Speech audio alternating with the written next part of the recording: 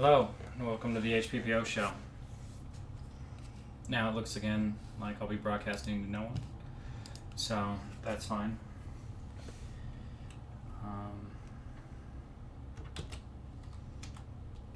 If anyone decides to drop by, I'm going to get this message and then I'll start my intro and we'll start the show.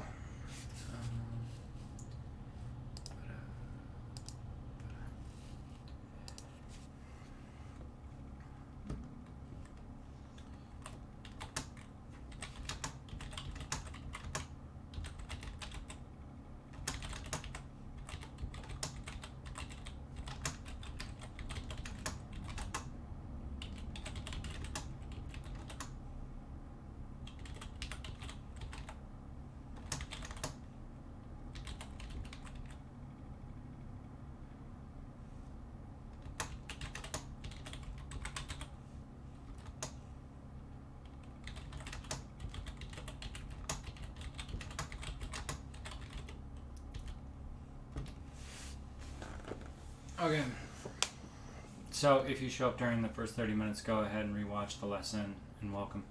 This stream lasts about 2 hours. Okay, hold on, time to start.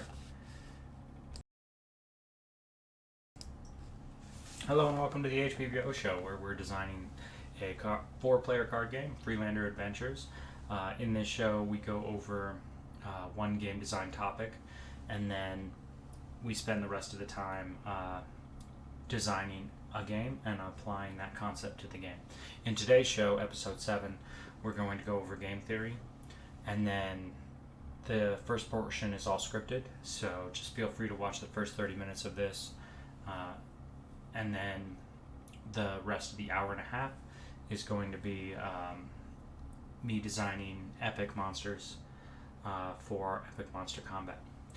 Freelander Adventures is a 4-player cooperative card game, halfway between Munchkins and Dungeons and Dragons as far as complexity.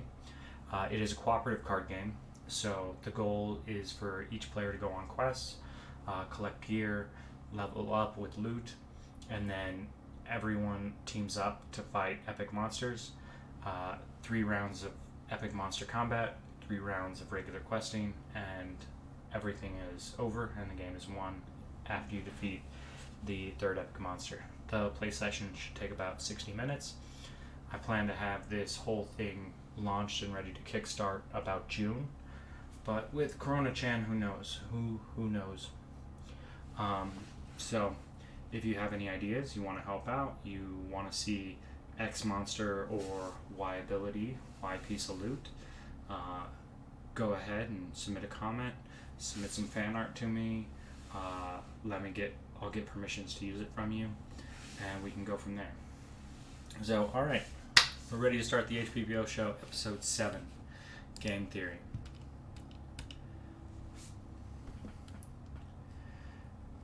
Today's topic is game theory. Specifically, I want to talk about the prisoner's dilemma. Okay, the prisoner's dilemma is a 2-player Pascalian argument. Imagine you and your best friend decide to rob a bank. The next day, the police show up to arrest you. They isolate you and your friend and start questioning each of you. Ignore the fact that you shouldn't ever talk to the police, even to clear your name without an attorney present. Pretend you're a dumb person. I know you're not dumb people, but just pretend for a second that you're a dumb person and you're willing to talk to the cops without lawyers, which you shouldn't do. So the cops say to you, "We have a deal for you. If you turn in your friend, we will give him, her, or zer the maximum sentence of 10 years. But if you don't turn in your friend and he turns you in, you'll get the 10 years. Now, if you both rat each other out, you're both going to jail for 5 years for robbing Dad Bank." Now, what they don't tell you, of course, because they're cops and they're just doing their jobs, but it's implied that if neither you or your friend rat each other out, you will both go free, because they don't have enough evidence to convict either one of you unless one of you rats the other person out. So, this is game theory because it's not just about what you would do. It's about you making a decision based on what you know about your friend and what you think your friend will do. What matters is what you think your friend would do. Is your friend going to throw you under the bus? So you throw him under the bus and you both do 5 years as opposed to you doing 10 and him going free? Do you trust your friend enough to risk 10 years in prison? If yes, and your friend doesn't turn you in, then you both go free. The prisoner's dilemma is taught not just because it's a cute little exercise, but it is a framework that allows the ruthless, the psychopathic, the sociopathic narcissist to 100% justify screwing people over. Because the whole scenario is designed to teach you, more often than not, screw over someone else before they can screw you over. Because in the best case scenario, you screw over that other person, you go free. They design this scenario as though it's your friend, but in reality, they apply it a lot more if it's a stranger. Now, since you can't trust a stranger, you don't know what that stranger is going to do, and so the best position is for you to rat them out. Because then the worst case scenario, right, they don't rat you out, you go free. You rat them out, they get 10 years, right? That's the best case scenario, right? The worst case scenario is they rat you out because you didn't trust them. You rat them out, and you both get 5 years, right? So, imagine they're a stranger. You're probably going to rat them out, and that is the default position of most everyone playing the prisoner's dilemma. Is that the best option is for both of you to rat each other out, for both of you to take half the 10-year prison sentence. And that's why using this as game theory is kind of helpful. So you never trust a stranger, and your default position will be to screw them over. It doesn't matter whether they're your opponent, whether they're your customer, whether they're your employer, whether they're your employee, whether they're a fellow player in a game, right? Now, this is exactly what I'm seeing on TikTok. YouTube's got a special case right now with the whole Corona Chan, but with all these millennials on TikTok, this is what I'm seeing 100%. Since right now you got the introvert plague keeping everyone home, TikTok is being overwhelmed with creators more than audience. And since every creator is operating under the prisoner's dilemma, they are destroying the AI behind TikTok. The algorithms are all messed up. And they are doing it as quickly as possible, right? Because by destroying it more and faster, they're feeling like, oh, I'm getting half of what I could get, as opposed to everyone working together and everyone getting the full benefit. Right? That we're going to see this go on for like a month or two, and then the main audience of TikTok, the children, they're going to migrate to a new space, a new app, a new something, but they're not going to be on TikTok for very long. And then the millennials will go back to work, and then TikTok will be dried up. But the hardcore TikTokers who don't see the writing on the wall, and this includes the celebrities and the brands, the actual eyeballs from the space will be gone. The audience of TikTok will be gone. But TikTok's going to falsify their numbers so that they can continue to make ad revenue, continue to promote celebrities, and do back deals, right? Because nobody really knows who's watching what, right? They have bots that can like stuff and promote stuff so that they can keep marketing firms pumping in ad dollars, because it's a business. And remember, the prisoner's dilemma says if you screw over your customer, right, you're going to get half of what you should, right? Very bad long-term plan to try to spend 5 years in jail, right? But better than the short-term plan of do nothing and get screwed with 10 years, right? So if you do nothing and everybody leaves TikTok, right, your platform's going to be destroyed and you're going to get no money. At least if you do something bad and everybody leaves TikTok, you're going to get half.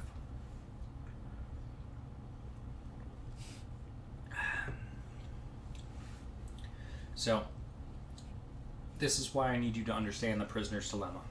Not because I want anyone to use it as a framework for how they make decisions, but because it's not about how you would act in a situation. It's about making a guess as to how your opponent acts.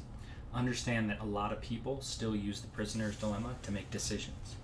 The TikTok dilemma is if this platform is going to be ruined, then there is only so much time for me to use it before it becomes ruined. So therefore, I must use it, as much of it as I can, as fast as I can. Now, don't use the prisoner's dilemma to be a jerk. Just don't be a jerk. It doesn't justify, right? Because this is the best case scenario for you. You don't, they don't, you both go free.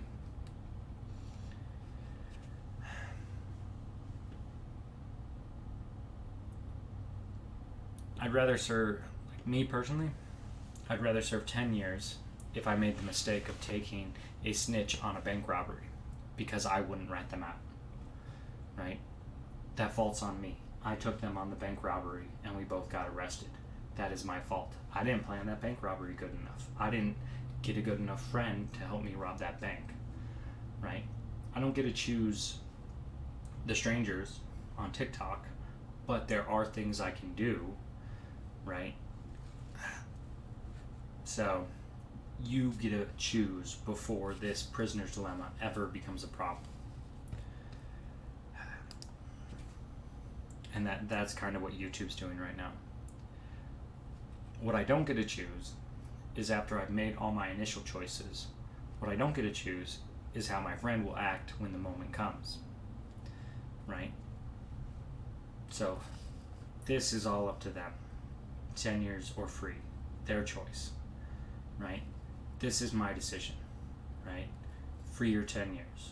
If I choose free or 10 years and I'm willing to take that risk, that, in my mind, that's the right thing to do. Now, this ends the scripted part of the lesson. I'll talk more about the prisoner's dilemma, because Freelander's Adventure is a diplomatic game, right? The whole premise of the game is the whole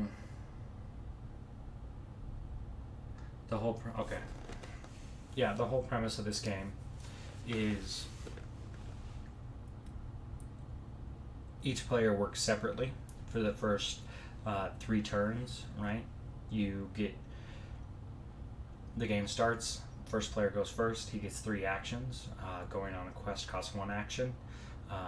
Drawing a gear card, drawing a feat, that takes 2 actions. So a player can go on 3 quests, or draw a feat card and go on a quest, or draw a quest card, heal themselves up, right? They get to decide individually what's best for the team in the long run, using their actions accordingly, right? The randomness is what they draw, right? The randomness is what equipment cards are available to purchase, what feat cards are available to learn. But they've already made their choice at the start of the game when they chose their class, whether they want to be a warrior, fighter, mage, whatever, right? They made their initial choice, so then they have to take the game as it comes during that period. But then once we get into Epic Monster Combat, each player will have assigned roles, right, and how they can support the Epic Monster Combat itself. And right now what that looks like is we have different abilities, different roles assigned to each of the highest attribute scores. So if you have the highest wisdom in the group, hold on, cough.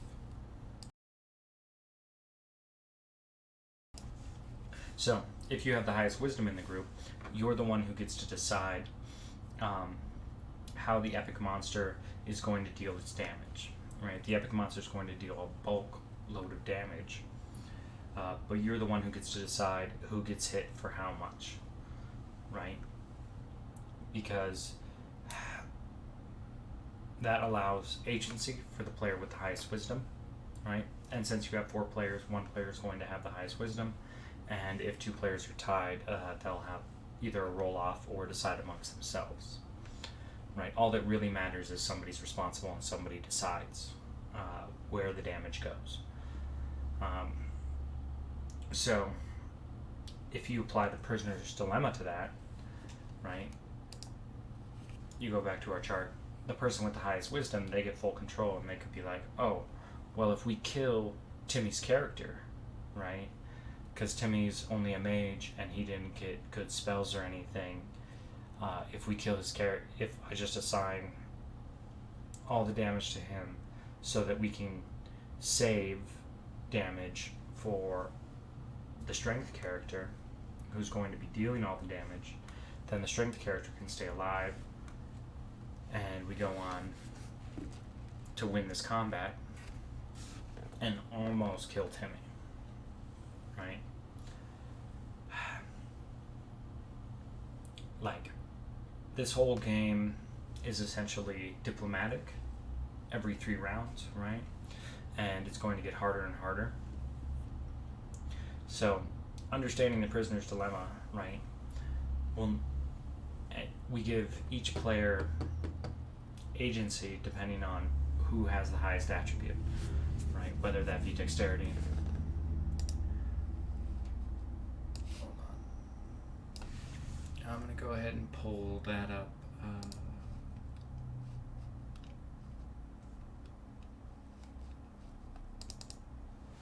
Yeah.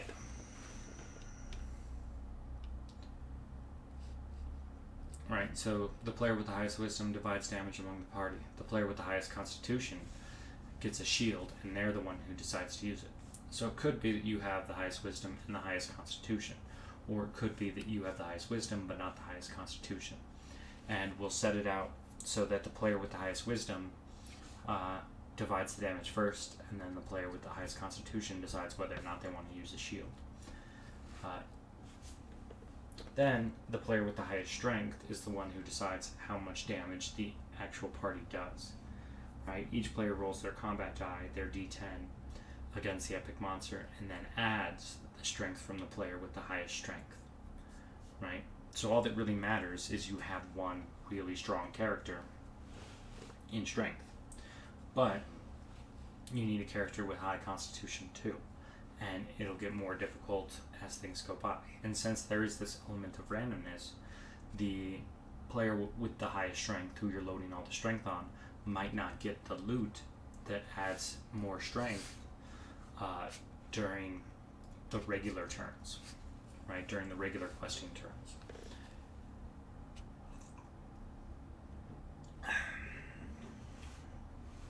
Right.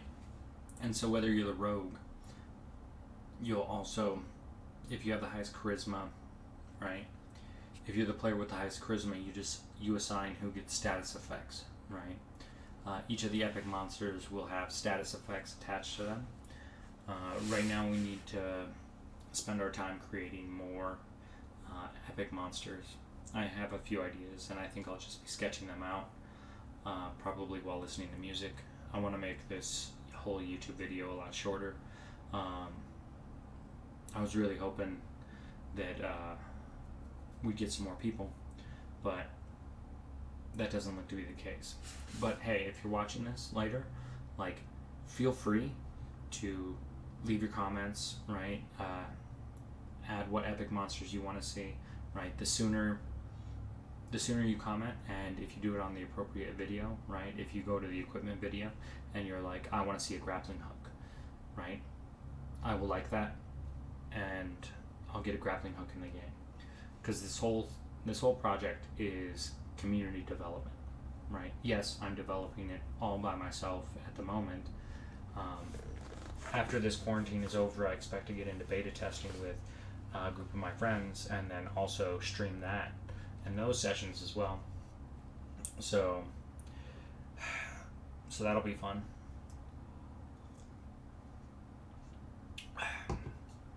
Now,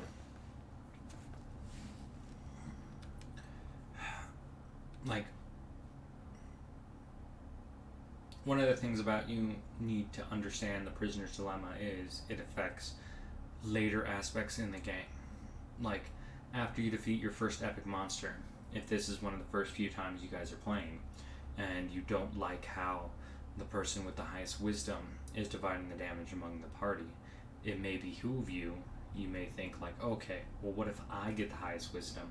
So then I'm the one who decides how to divide the damage among the party so that I can keep everybody safe, or at the very least, be the last man standing during the last epic monster combat. Because while everyone can win this game together at the same time, there will be situations where in round 3, right, against the last epic monster, maybe only one person lives. Maybe 3 people live and one person dies. Like, because if one person dies, right, all their loot will be up for grabs, right, which means all of a sudden one person dies and now everybody else can be more powerful. But that one person is not going to like that. So they probably are not going to want to play another game with you in the future.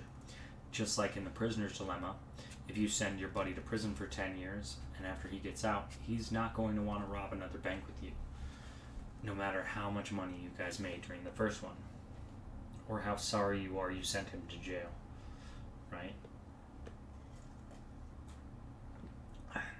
Being a douchebag in the prisoner's dilemma, right? Even if you both do 5 years, right? You're not going to want to rob a bank again with each other in 5 years, right? Regardless of what you learned in prison, so that you can do it better.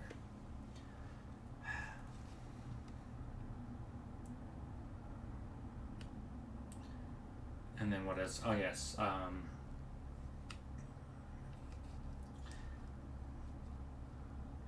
the player with the highest dexterity will help in the room cards before the epic monster combat. The room cards are essentially 2 obstacles you have to clear before you face the final boss of a dungeon, right? So it's essentially a little mini dungeon where the player with the highest intelligence will select who goes first, right? Who goes into these rooms first, right? The party layout. So that the first 2 people are most at risk. But there are many scenarios that could happen here, right? The player with the highest dexterity could also be the player with the highest strength, and so you want the player with the highest strength alive, but you also want everybody in the healthiest condition after clearing the rooms. And then, so you may want to send the player with the highest dexterity and strength and the other player with the highest wisdom into these rooms first, so that they have to pass the dexterity checks if they're traps, or pass other types of checks, and then suffer the consequences of failure or just a half pass, half roll, so they take a saving amount of damage. Like, this really ups the intensity and difficulty of the epic monster combat itself, because right now epic monster combat is really simple, and I like that. I think we're going to keep it that way.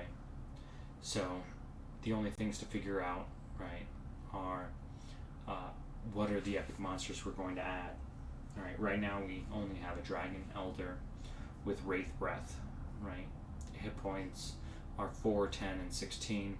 Combat die losses, right? Strength, those numbers add to the epic d20's rolls. For each roll, the epic monster wins apply status effect and deal those amounts of damage.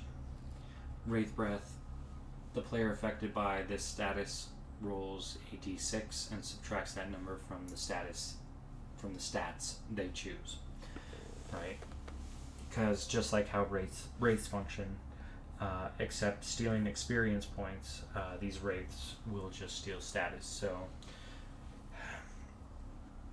but whatever player the highest charisma character chooses to have those status effects, right, they get that status effect applied permanently. And I don't know yet, but these may be permanent throughout the whole game. Now remember, I want this game to be fair, which means that it should have a 70% win rate, and it's a lot easier to scale back a tough game so that players win more than it is to scale up an easy game so that players lose more. So we're starting out with the hard difficulty, and then we'll make it easier and easier, right? If it turns out that having status effects follow players for the whole game is too much, then we'll scrap that. But we won't really know that until playtesting and until I start running numbers and simulations. Okay. Well, that's the first half hour of the show. So what I think I'm going to do is I'm going to drop this stream. Actually, no, I'm going to leave the stream running. I'm going to take a break, and then as soon as we come back, I will be designing. I'll just be drawing doodles and listening to music, and yeah. If that portion doesn't end up on YouTube, I think I'll just add a summary. So through the magic of editing, you'll see me do a summary covering what we did here live on stream. And then, again, I hope you guys join us next time. But okay, editing magic. Okay, welcome back with the magic of editing. This is what we did today. We created 3 more epic monsters. The first one we created is the Sphinx, right? Hit points are a little bit stronger than the dragon. Its strength and its rolls are the same as the dragon. For each roll, the epic monster wins. Apply 1 status effect and deal 5, 10, or 14 damage, depending on which round of epic monster combat you're in. The status effect is going to be Mind Rot. Status affected players discard. That is terrible. Status affected players discard one of their feat cards. If they don't have any feat cards, they'll take 1d6 plus 3 plus 6 of damage, and this damage cannot be blocked by shields. Our second one is going to be the wielder of the Reality Stone, dwarf. Smaller hit points. For each roll, the epic monster wins. Apply 1 status effect and deal the same amount of damage as a dragon.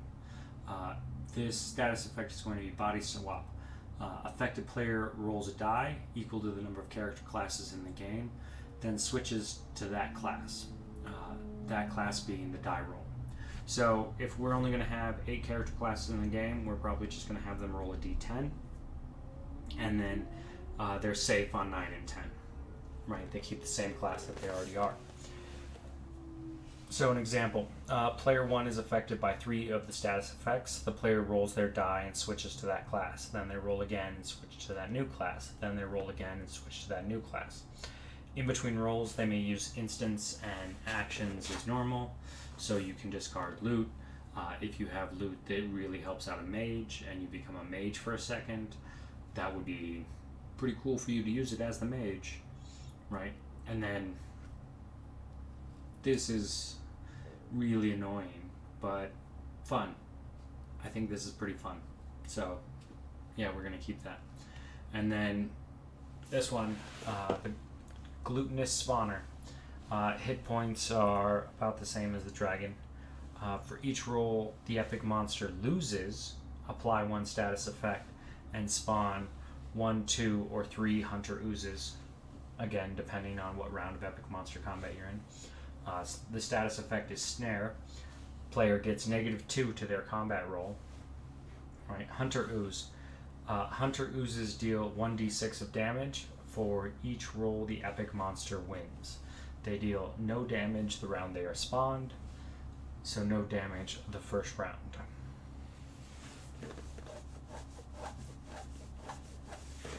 So basically, you want to destroy this thing as fast as possible. You do get one free round against this thing, but I think this thing's going to be pretty tough, right? Because you could very easily get overwhelmed.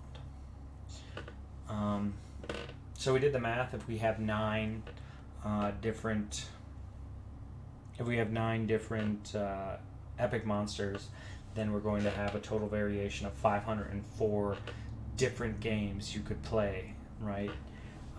With an actual variation of about 200, which is really good. Whereas if we only have 6, you're only going to have about 40 games you can play where the variants are different, where you see different combinations of epic monsters. So again, I don't know what we're going to do next week.